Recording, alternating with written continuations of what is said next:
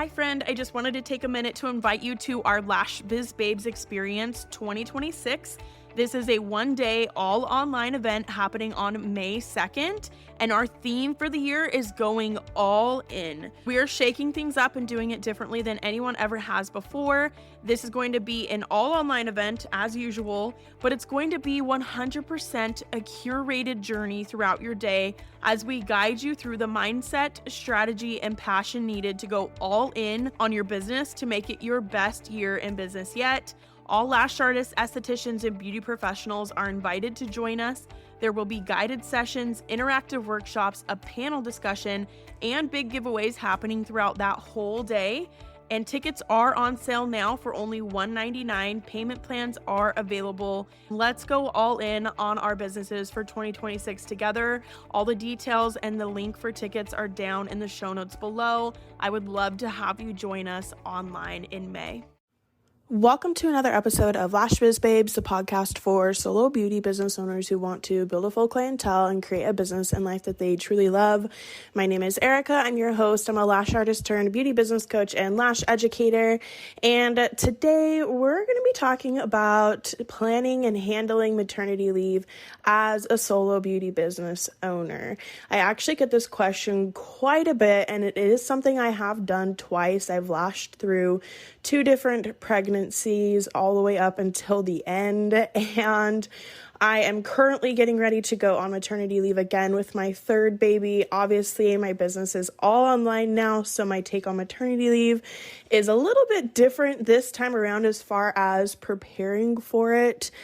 But I wanted to share my experiences with taking maternity leave as a solo beauty business owner, tips and tricks for like lashing while pregnant, for any of you lash artists out there, and then also just like getting your clients back in the door once you get back from maternity leave, because that is such a huge worry, and I want to help you be able to like do this effectively. So let's talk about it.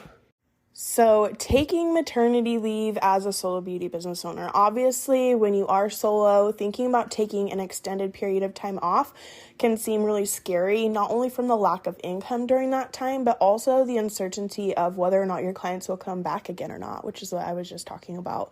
So like I said, I'm going to share some of my experiences of taking maternity leave twice and some tips and tricks on how to manage your leave so that you can come back to clients waiting for you.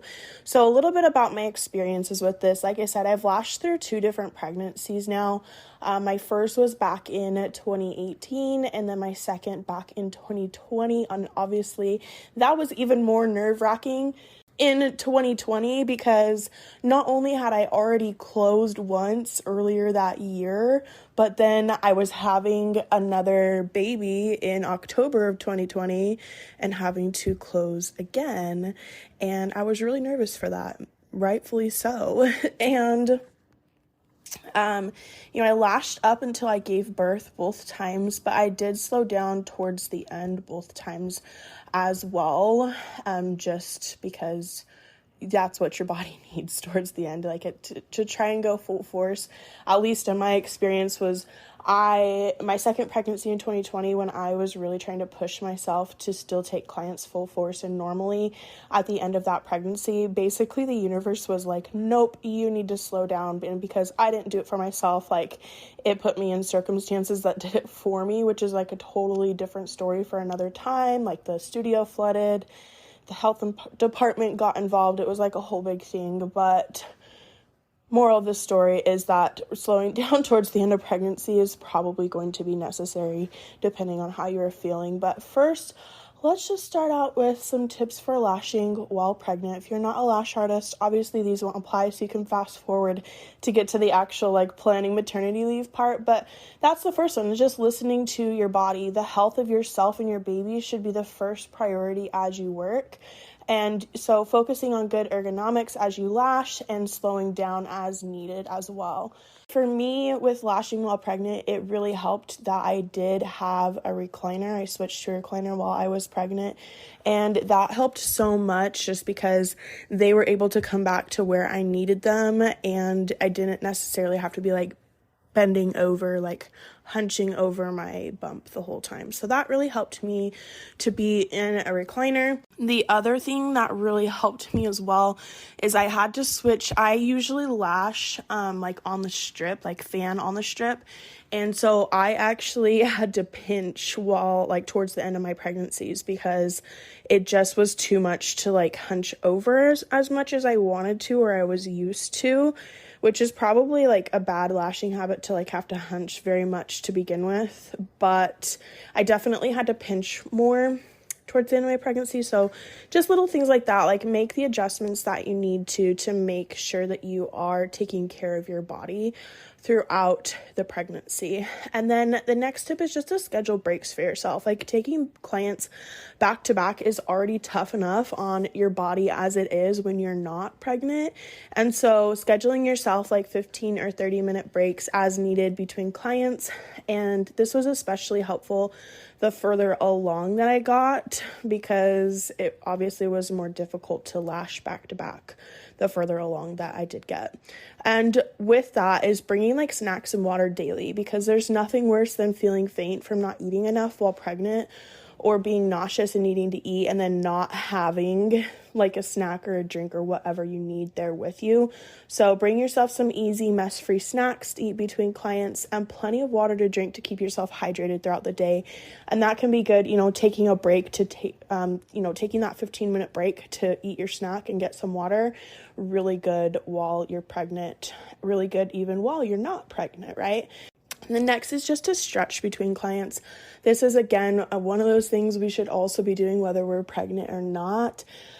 But it is especially helpful while you're pregnant, moving your body and stretching out any chance you get. I personally am someone who has had like lower back problems because I fell out of a treehouse when I was in the 3rd grade. I fell like 12 feet out of the treehouse and I was totally fine other than I messed up my back. But I've had back problems from that since. So I was seeing a chiropractor pretty regularly throughout my life because of that. And when I started lashing a lot, and especially when I was lashing like full-time back to back clients every day, it was a lot on my body and especially my back. And my chiropractor actually told me to get one of those like balance discs that you stand on, but to have me sit on it like in the chair. So kind of like having like an exercise ball as your chair, but you're in a normal chair, you just have the balance disc on top of your seat. So that way you can kind of like move around a little bit and stretch out your back without even necessarily having to get up.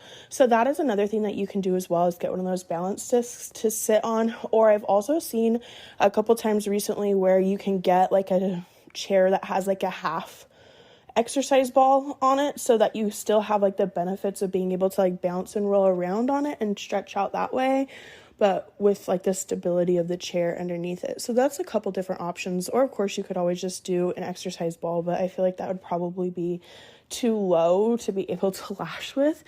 But just some different options, get up, move around, stretch out. Where we're sitting so much, that's very difficult on our body in and of itself, not even considering how much we're like hunching and straining our eyes and all of the other things. But get up and stretch, especially while you're pregnant. You got to move around your legs and keep that blood flow going. So the next and final tip is just to adjust your clients accordingly. As time goes on in your pregnancy, you'll run into your bump being like an obstacle, quote unquote, for like lack of a better word, that you'll need to work around. So adjust your clients around as needed so that you don't have to lash in weird positions and cause pain to your body. So this could include having to move the client further back towards you, like tilting their head to one side or the other, like have them adjust as needed to help make them comfortable for them, but also comfortable for you. You shouldn't have to be like going out of your way to put yourself and your body in uncomfortable positions to lash them. So those are just like some 5 tips about lashing while pregnant. But now let's get into maternity leave and planning it and executing it and all the things. So number 1, the most important thing when it comes to your maternity leave is communication. You hear me talk about communication so much because it is such an important skill as a business owner for you to develop. And it's something that we're all always going to be getting better and better at over time. Like, no one's ever going to be 100% completely perfect at communicating, but it is like a goal to strive for and something that we want to like continue to develop over time, right? But especially with your maternity leave, the more clearly you communicate with your clients before, during, and after, the better.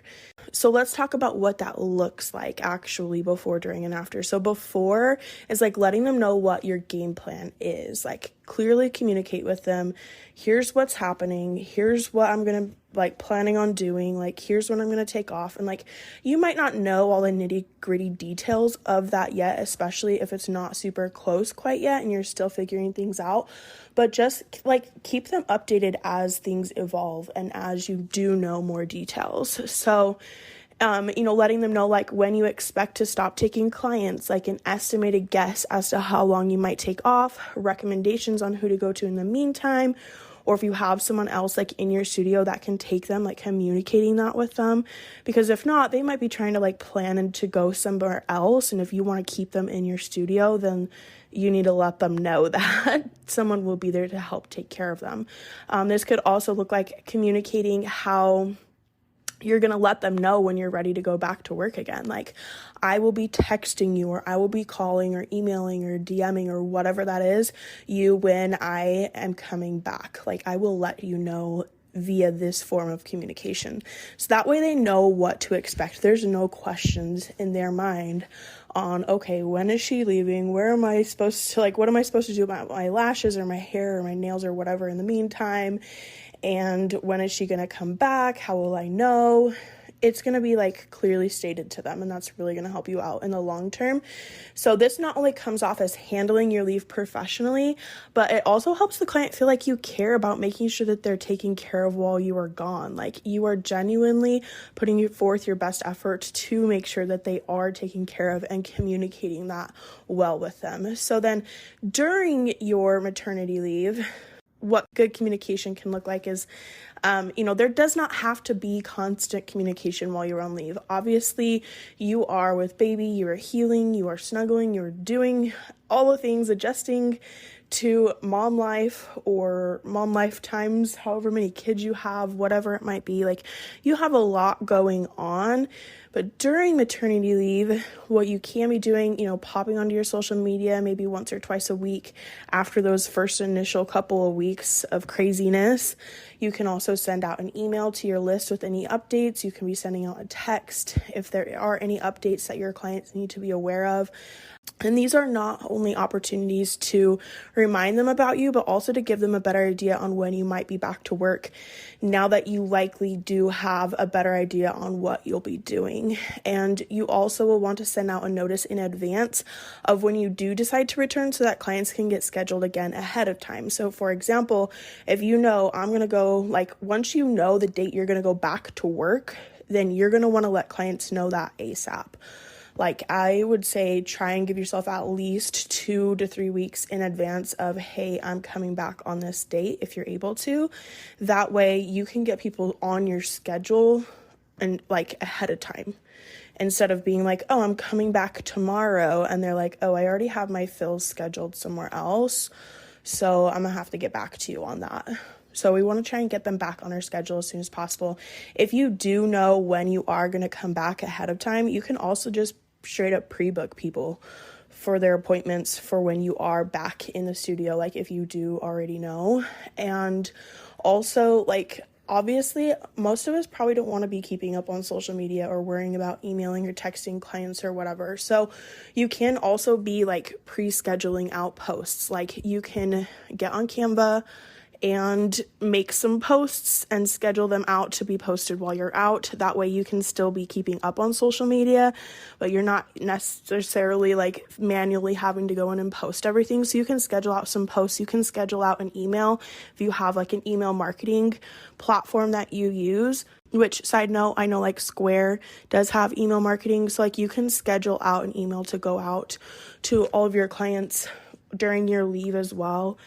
and like be just doing that ahead of time. So like for me now, where I'm like about to give birth again and going into my third maternity leave, and my business is all online, what I'm doing right now to make sure that I'm ready to go for it is pre-scheduling my social media content, pre-scheduling like all my marketing, my emails, making sure everything's ready to go out, like scheduling out podcast episodes to be posted ahead of time so that I can still be growing my business and showing up for my business without actually having to be like turned on all the time and like manually doing everything like I might normally do. So scheduling out stuff, great way to be in communication with clients during your maternity leave, but at minimum, just make sure you're letting people know in advance when you are coming back so that you can get them scheduled ahead of time. And then after your maternity leave, when you are ready to come back, just make sure to, again, let all your clients know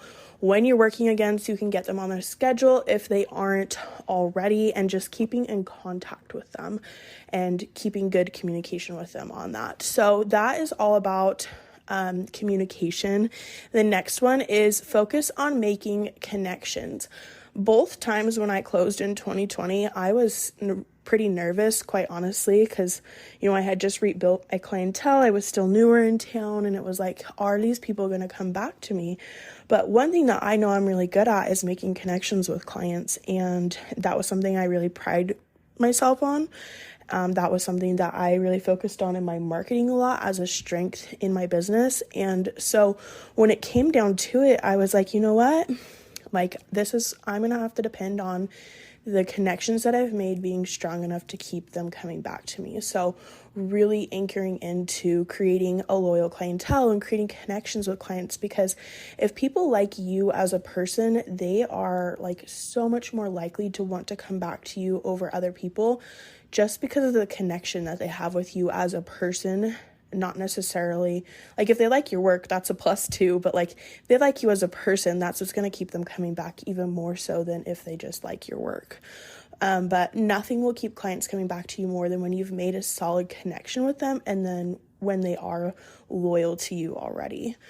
The next thing that you can do is a customer appreciation event before you leave, or like client appreciation event. So this doesn't need to be anything over the top if you don't want it to be, but just a small thing to give back and say thank you to your current clients that do support you and your business well. So for me, I did a small like gift and a handwritten thank you note for each client before I went on leave. And that way I was just letting them know, like, thank you so much for being a client of mine, just making them feel appreciated and really anchoring in that connection with them even more so, and just genuinely being appreciative for them because they are the ones that support my business. They're the ones that support my family, and just making sure they know that I'm super thankful for that. And then the next is just getting clients rescheduled. So like I was saying earlier, if you already know when you're going to be back to work, do what you can to get clients scheduled now. And then once you do know that exact date, start working on getting clients scheduled as soon as possible and like put it out on your social media. Like, I'm coming back on this date. You can pre-book your appointments here, and just really starting to ramp that up and get your schedule filled up for when you do come back. So the next one is to save accordingly. So make a savings plan ahead of time and start saving as soon as you can. So you'll obviously need enough to cover your personal and business expenses that will need to be paid while you are on leave. So sit down, do the math, and figure out like, okay, what's my booth rent going to be while I'm gone? What's my personal what are my personal expenses going to be while I'm gone? Adding everything up and making sure that you're saving accordingly to have that padded away for when you do go on leave. So depending on like what credit card processor you use or how you take payments, some of them you can actually have it set up to where it takes a percentage of like what you're paying yourself and puts it in a separate account for you. So you can do that and just have it put away automatically, or like when you do pay yourself, you just take automatically like a percentage of that or a portion of that and put it in a savings account where you're not going to touch it. So that way you don't have to worry about finances as much when you do go on leave. And even if you're not able to save a lot, like at least putting away what you can, sit down and do the math to figure out how much of your actual profit you're going to be able to save each month while you are pregnant, so that you can at least have a little bit of padding for while you're out. So be thinking about that. Obviously, finances are a big part of planning for maternity leave. And then the next one is that you can work on more streams of income. If you don't already have other ways to make money in your business other than just taking clients, you can brainstorm some ideas and put them into action before you go on leave. So this could look like gift cards, retail items, aftercare kits, at-home facial kits. Like, there's so many different things that you can be selling. If you wanted to get into like the education space of things in the industry and do like digital products or online courses or things like that, you could even do like online courses for your clients and such. Like, if you do like skincare and things, like you could make like an online course for your clients as far as like skincare goes, or things like that. Like, it doesn't necessarily have to be for other beauty professionals. Like, you could make online courses for the general public as well. So, there are other options of streams of income that you can have set up so that you can be selling those and making money from them while you are on leave as well. Then the next is to offer a return special. Now, this is something that I would recommend as a last resort to get clients back in the door, because obviously you've been off work for a period of time, so your main goal should be to book in clients at full price. But you can offer a small discount if they come back to you when you return, to just give them some incentive to come back to you and want to book with you again. But I personally would only offer this to loyal clients as well, like people that would come back to you. But many times the loyal clients are the ones that will come back to you without the discount anyway. So it really just depends, see how things go. If that's something that feels aligned for you, that is an option just to start getting people back in the door when you do come back. And then number 8 is staying active online. So we were kind of talking about this a bit earlier, but just prepping and scheduling out social media posts ahead of time so that you can stay active on social media. Of course, like, your main focus is going to be baby once they're here. So prepping and scheduling out posts ahead of time, that can help you attract new potential clients while you're away. And this can also help you get new clients interested in booking with you when you do get back from leave. So those are just some really great strategies that I have used that have helped me to effectively take maternity leave and not have to worry about finances while I was off. And also just getting clients back in the door when I got back to work again, and being able to recreate that consistent, stable income again once I did come back to work. But most importantly, with your maternity leave, like, enjoy those baby snuggles and your time off, because it does go by really fast. And as solo business owners, it can feel like a lot of pressure to come back quickly. But I feel like when you do plan effectively ahead of time, that really does give you the downtime and the space to take time with your new baby and with your family and enjoy that period of your time, because you're always going to be able to go out and take more clients and make more money, but you're never going to get that time back with your baby being so little. And also just taking care of your body, like, that is a big, huge, like, thing to happen, to like give birth, and like your body does need that time to rest. So plan things out if you're able to. Don't push yourself too hard. I know that's easier said than done for a lot of us, but really just try and slow down and enjoy that time with your baby, and plan as much as you can ahead of time, and just communicate with your clients really well. And I think both of those things hand in hand really do make maternity leave as a solo business owner a lot more enjoyable, with less stress and pressure business-wise while you are off. I hope this episode was really helpful for you. Obviously, maternity leave is something that's like heavy on my mind right now, and something that I am preparing for with an online business. Of course, like I was saying, my maternity leave preparations look a little bit different these days. I'm like prepping Pinterest posts and like making sure I have all my passive funnels set up and such, but just, it's the same concept though, just planning ahead, saving ahead, and just communicating well with people. So those are the really main things there. But if you are thinking about having a baby, if you are pregnant and are gonna have a baby, first off, congratulations. Secondly, I'm so proud of you for, being proactive on that. And, it is a lot to be a mom and a business owner. And I just want you to know that you are not alone in that. There is support out there. But I don't think this topic is talked about enough. I don't think I've really seen many other business owners talk about this much at all. So I think this is going to be a valuable topic, an episode for pregnant mothers. And I just hope that you were able to get a lot out of it, get some ideas from it. And if you do know, have any pregnant beauty business friends at all, would love for you to share this episode with them so we can help them out as well. But I hope you guys have a wonderful day. Thank you so much for listening, and I will see you again next time.